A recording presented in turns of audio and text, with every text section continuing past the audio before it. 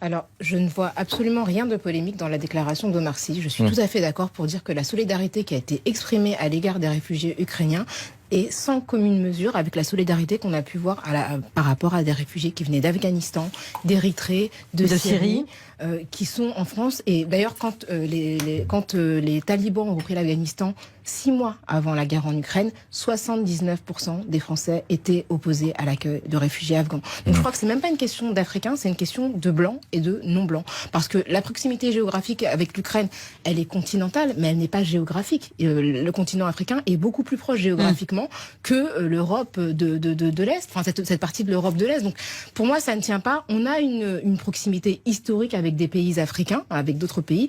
Il y a des milliers de personnes qui fuient des conditions de vie odieuses, qui se noient tous les ans dans la Méditerranée dans une forme d'indifférence générale. Quand des bateaux sont aux frontières de la France, on se débat pour dire ah non, ils doivent aller en Italie, ils doivent aller en Espagne. On n'a absolument pas de sensibilité par rapport à ça.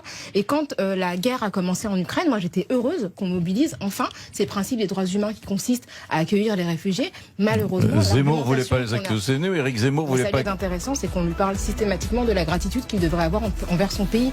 Omar Sy est né en France, c'est un enfant de la République, il n'a pas de gratitude à avoir plus importante que n'importe quel autre Français. On est quand même le pays de la Révolution, on est le pays des protestations, et Omar Sy, en protestant contre son pays, fait la